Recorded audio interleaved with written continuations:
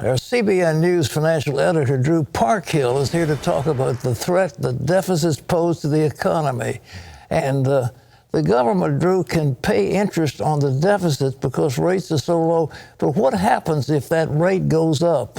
Well, let's talk about that, Pat. You know, 9 years ago, right now, I was talking with a friend of mine in the mortgage industry, and I told him, I said, you know, there's going to be one more low in mortgage rates, and it's going to come around 2020. Which is exactly what happened. Now, the reason I said that is because, Pat, you and I have talked on this show for decades about long cycles in the economy. Well, there are also long cycles in interest rates, and let me show you those. Okay, let me give you our first graphic here, which shows that in 1940, after the Depression, the 3-month T-bill rate, Pat, was well under 1%. It was 0.014%. Rates started gradually going up. By 1960, they were 3%, and in 1981, after the double-digit inflation of the late 70s into 1980, they were at 14%. Now, real rates, of course, were not that high, but nonetheless, you get the idea. The trend was way up. Now, let's look at what's happened since then. This is kind of the rise and fall of interest rates. In 1981, as we said, 14%. By 2000, they were down around high 5s to low 6%. In 2018, they briefly got to below zero negative interest rates. Now, we've seen the bottom, I believe, and we're starting the long march upward again, and that is going to hurt the federal government because they are projecting that low rates are going to stay for a good while, but history suggests otherwise, that they're going to have to pay a lot more to pay off these deficits. All right, Drew, let's look. Let's assume that it ticks up. Just the standard interest rate, say the 1 year, the short-term bonds, it goes up to 0.5%. Then it goes up to 3/4, and it goes up to 1%. What is that going to do to the government deficit?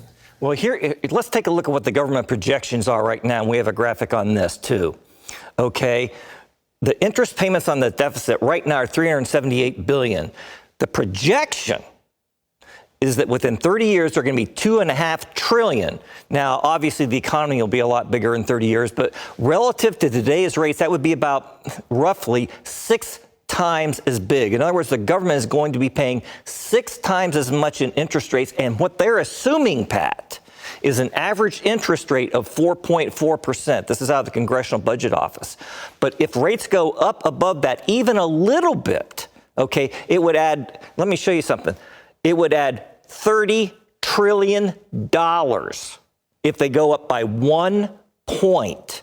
On average over the next 30 years. That's an additional $30 trillion that need to be paid. And if rates go up by more than that, the annual interest cost, just the interest, not the deficit, but the interest would consume all of the tax revenue that the government takes in. That means no Defense Department, no Social Security, no Medicare, no anything, just paying back the interest because spending is so out of control. So now in terms of your question about like if it goes up to 1 point and 2 point, it all depends on how the government finances it with short-term or long-term. Right now they're doing it the wrong way. They're financing short-term and they're borrowing long. I don't want to get in too much into the weeds, but basically what that means is that they could be borrowing longer and keeping their interest costs low. But if interest rates start to tick back up, which is inevitable, they're going to be paying huge amounts of interest, just interest alone, let alone paying back the deficit itself. All right. Well, now, what solution? Are we going to default on our debt? I mean, that one report said we look like Greece or Portugal or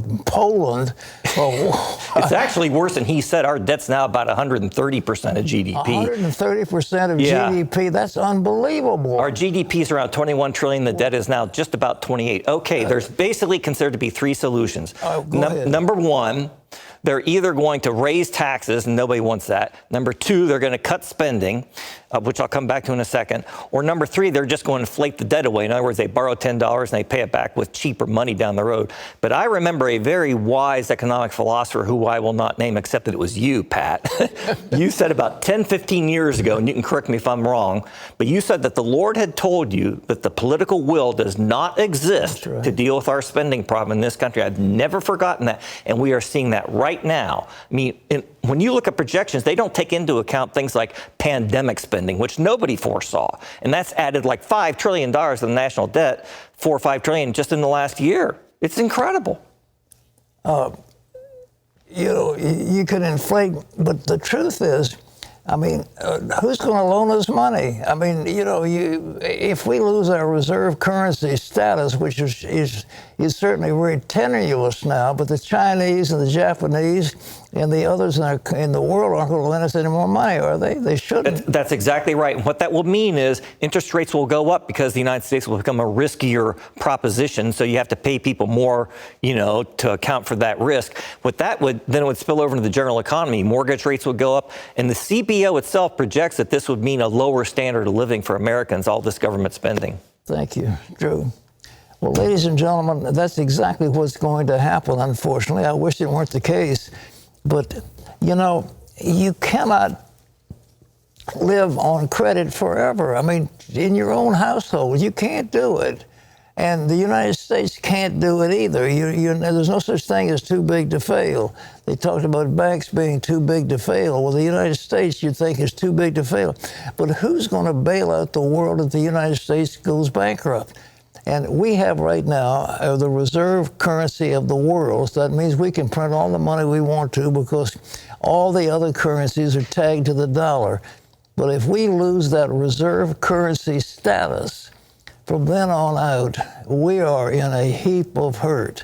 And we have the profligate. You cannot live a profligate life either in your own home or in the business you run or in your nation.